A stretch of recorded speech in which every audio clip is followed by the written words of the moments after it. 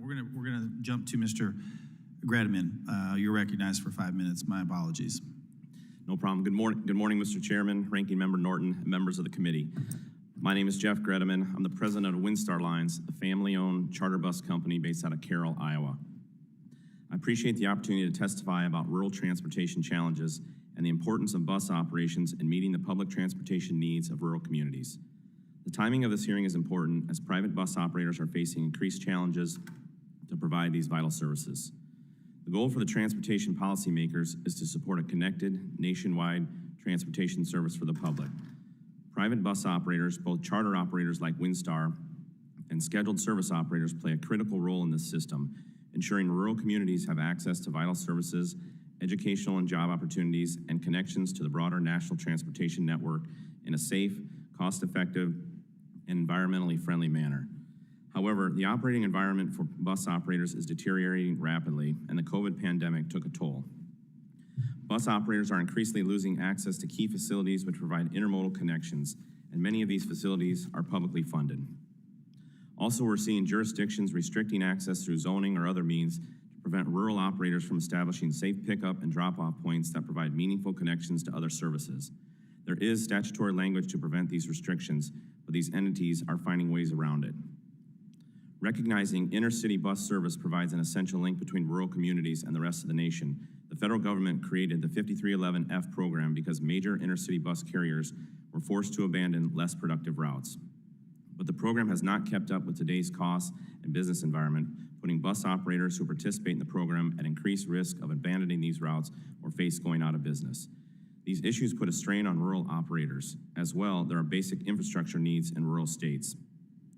Congestion and potholes are not solely the problem of large urban areas, and rural states need the flexibility to choose the infrastructure investments that best fit their needs. For this reason, Mr. Chairman, we support your legislation addressing the recent federal highway rule that could limit a state's ability to make infrastructure investment decisions, such as adding capacity when appropriate. Just one example is completing the 4-laning of Highway 30, which runs through my hometown in Iowa.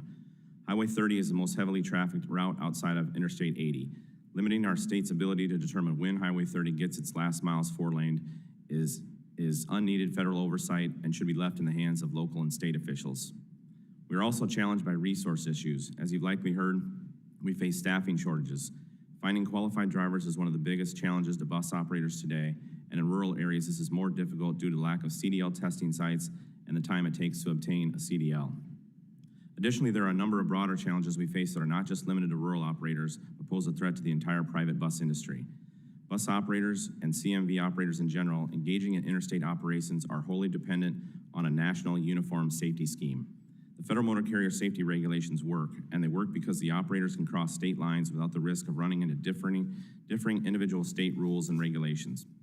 Because of this uniformity, national safety standards remain in place and all operators play by the same rules. For this reason, we oppose any effort by the FMCSA to waive its preemption of state rules concerning drivers' hours of service. Windstar operates in the lower 48 states, and the burden to keep up with 48 different hours of service schemes would be overwhelming. We can't operate with a patchwork of hours of service regulations. We need a national standard. Finally, the bus industry has a long and successful environmental track record taking cars off the road and relieving congestion. We are proud of these efforts and support addressing climate change issues. However, recent policy initiatives and regulations to push CMV owners towards ZEV technology, although well-intended, are unrealistic for the bus industry.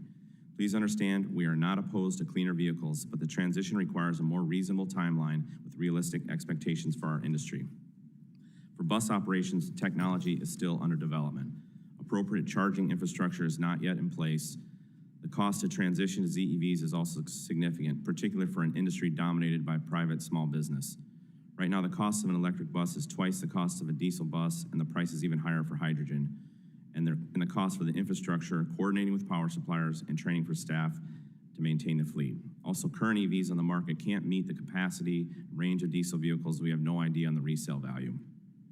Investment of this sort is very risky for small businesses, and especially for rural operators already struggling to remain in operation. Robust funding is available for transit and school bus industries, but once again, the private bus industry is being left out. We want to be supportive, however, we need more reasonable timelines and resources. I will close by saying if rural bus services are to survive long-term, there needs to be greater recognition of the critical role we play in the national transportation network and the very real challenges we are facing. Thank you, Mr. Chairman. I'd be pleased to answer any questions. Here today, thank you for your testimony. Now turn to member questions. I recognize myself. I'd like to raise an issue that I have significant concerns with, which is the Federal Highway Administration's final rule to create a greenhouse gas performance measure, forcing state departments of transportation and metropolitan planning organizations to set declining targets for carbon dioxide emissions stemming from transportation on the national highway system. This policy was considered and rejected as part of negotiations of the Infrastructure Investment and Jobs Act. Despite that fact, the Biden administration continues to march forward with their proposal. The full committee and this subcommittee have previously heard concerns from other stakeholders regarding this rule. Specifically, folks have raised concerns about how this rule will impact the ability of states to select their own projects and what that would mean to rural communities. As I mentioned in my opening statement, these are areas where a subway system or bike lanes just simply don't make sense, and they won't help move people or goods within or from our rural areas. So I'd like to start with Mr. Greteman. Do you share those concerns? Yes, great question, Chairman. Absolutely. You know, because the greenhouse gas performance measures apply a one-size-fits-all to both rural and urban communities, it just doesn't make sense for certain communities to have bike lanes, to have subways, to have heavy transit in rural Iowa, rural Arkansas, western Nebraska. These places don't need that type of service. And when you start influencing state officials on how they can spend their revenue, it leads to me, it just seems like a recipe for disaster. And reducing greenhouse gas is important, but it needs to be done in a fiscally sensible way. They'll end up spending money on projects that are not necessary and don't provide any economic benefit. And no, I don't think it benefits rural America at all. In your testimony, you discussed the importance of having one federal standard for companies engaged in interstate commerce as it relates to meal and rest break provisions. Can you elaborate on that and why there's currently a patchwork of state provisions and how that's problematic? Yeah, thank you, Mr. Chairman. You know, one aspect of our company's mission is maintaining operational simplicity. And not only would this create operational inefficiencies for our company, it creates operational inefficiencies for every single company that operates in interstate commerce. How would the DOT hours of service rules apply? Which state regulations would supersede? You know, we have motor coaches that depart Sioux Falls, South Dakota, pick up a group in northwest Iowa. The driver from South Dakota switch drivers in Illinois or Missouri by St. Louis, switch to another driver. Which sets of rules would apply? We're going to drive through 6 states. We're going to use drivers from multiple states. We have an origin, we have a destination. Which state rules will apply? You know, cross-country travel will be completely disrupted. How will electronic logging devices accommodate the different state changes? Right now, the Federal Motor Carrier Safety Regulations, they work. We have a uniform safety scheme that works great for the United States travel, and having a patchwork of different state provisions would just be an utter failure in progress of moving goods, services, and people across the United States. Mr. Greteman, as you know, New York City is in the process of finalizing details related to the Central Business District tolling program, a first of its kind, incredibly destructive congestion pricing scheme that unfairly hurts New Jerseyans. Under the plan, this program will impose significant tolling costs on daily commuters and charge between $24 and $36 per bus to companies that regularly bring visitors into the city. This will most surely include charter bus routes for school field trips into New York City. Each year, hundreds of school field trips from my district in New Jersey travel to the city to visit various museums and landmarks. How do you think this congestion pricing plan will impact the price of a school field trip And how will it affect ABA members operating these routes? Yes, thank you for the question, Mr. Keene. When you think about the origin of the congestion pricing, it is to reduce congestion in the central business district. And whether that congestion is reduced by a private motor coach, private bus, or a publicly funded city bus, a government contracted commuter bus, the bus is inherently reducing congestion, whether it's private or public. The fact that private buses are having to pay the tax and public buses are not doesn't make sense. At the end of the day, it's not necessarily about reducing congestion. It feels more like a tax.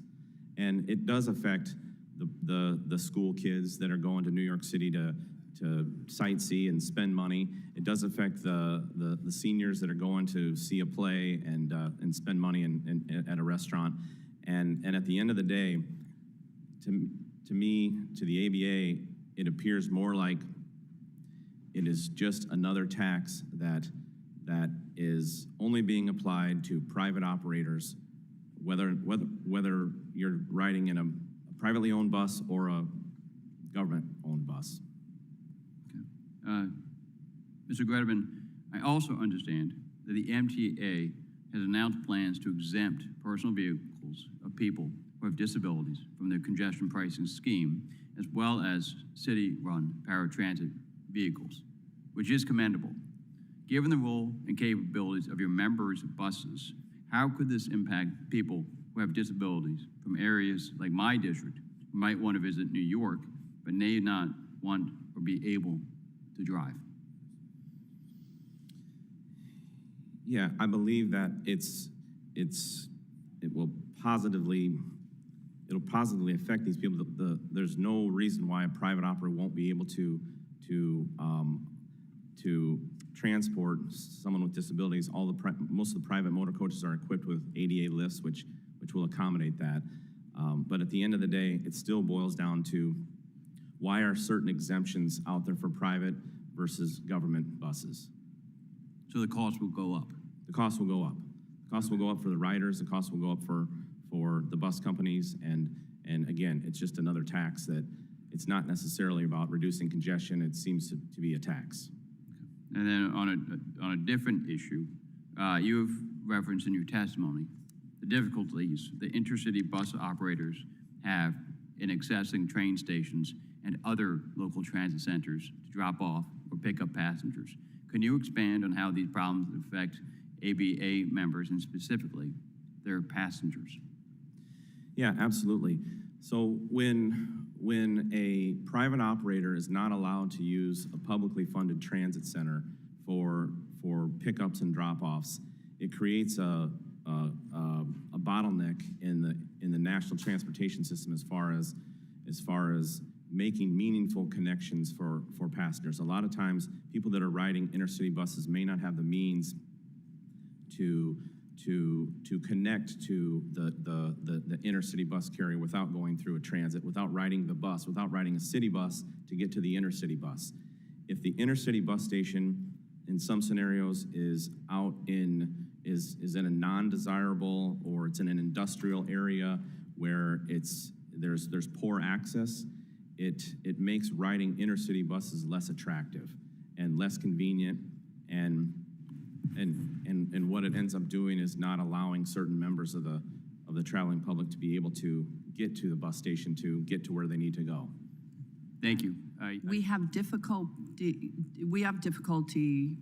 recruiting CDL drivers everywhere, but in rural communities where they're driving bus and they're driving trucks, it's really difficult because the infrastructure is crumbling. So if they can pick riding in a city and sitting in traffic, they will do that, and we desperately need to get the investment. So how do we deal with the weight that's given to the urban, more populous areas? And how do we recruit and retain more people? Anybody? Thank you for the question. You know, I believe right now there is an issue with getting CDL drivers getting an actual CDL. There's a waiting period. There's a 14-day waiting period after a driver actually takes and passes the written exams before they can come and do the driving test. And then oftentimes, due to limited availability of CDL testing, you can't get an appointment to do that for another 2 to 3 weeks. So all of a sudden you're looking at I hate to interrupt, but it's short. But the key thing is we don't have the infrastructure. So dealing with how do rural communities compete against urban areas when we are feeding the country and the world? Mr. Greteman, thank you for being here. Thank you all for being here. So I'm not sure if you're familiar with what's going on back in New York, but we have a state legislature and a governor, all three Democrats who have been, over the last few years, known for really their overreach. We had their attempt to eliminate local zoning so that they could build housing in communities. We have Governor Hochul has what's called the Rapid Act, which is proposed basically taking the local voice out of permitting processes for their green agenda. We've seen the disasters of criminal justice reform and cashless bail, where bureaucrats in Albany decided to give criminals more power than police officers and law enforcement, legitimately taking the handcuffs away from the police and really handcuffing law enforcement from doing their jobs. And now there's another overreach coming. And for far too long in New York and the tri-state area, the MTA has really served as the MTA has become the ATM for the state. And what we're seeing is that they want to impose what's called congestion pricing. And they're selling it as a plan to have people increase ridership on the subways. But the fact is that people aren't riding the subways because they don't want to get either one, thrown in front of it, or two, stabbed or shot.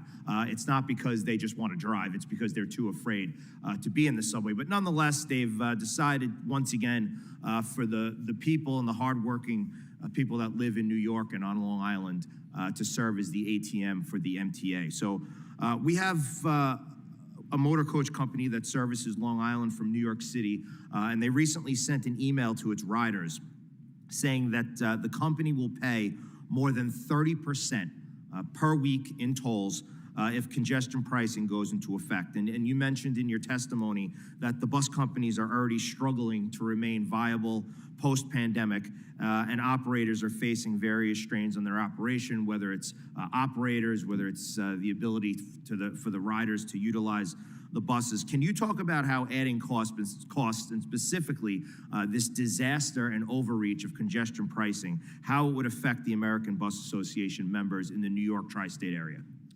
Yes, absolutely, and thank you for the question. You know, it's going to affect the member bus companies very adversely. It's extra expense, it's extra costs that are really no more than a tax. You know, motor coaches, buses, they're already removing cars from the road. Each motor coach can remove up to 56 cars from the road, and so we're already doing our part to reduce congestion. If this is really about congestion mitigation, Which it's not.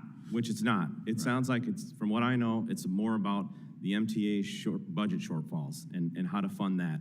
And coming up with this plan penalizes private operators like Hampton Jitney and every other private bus operator in New Jersey and New York that does their part to bring people into the city that are spending money at the theaters, at the restaurants, doing sightseeing and whatnot, and all of a sudden it's just another tax that private operators are forced to flip the bill. And you know what? You said it best when you said it penalizes operators and it's just another tax. And when asked, when the MTA was asked and the governor was asked, well, what is this congestion pricing is about?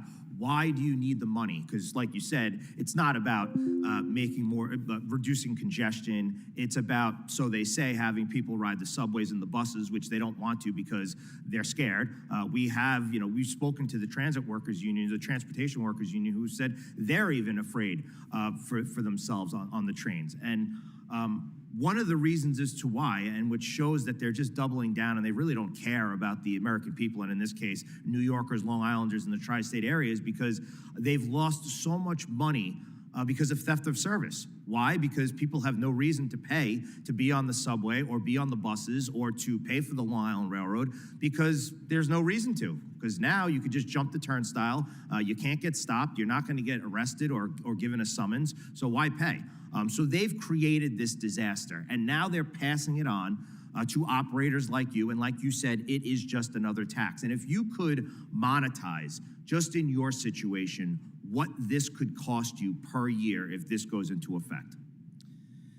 You know, I can't give you an estimate on that, but for the operators in New York, in New Jersey, it's in the millions of dollars. Millions of dollars on local business owners who probably in the situation that you have described may not even be able to continue in business because they are already facing shortfalls.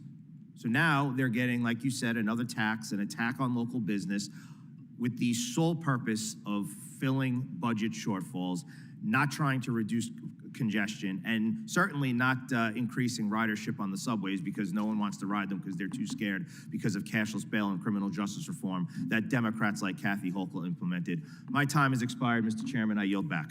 Gentleman yields. And are there any further questions from any other members on the committee? Seeing none, that concludes our hearing for today. I'd like to thank each of the witnesses for your testimony. The committee stands adjourned.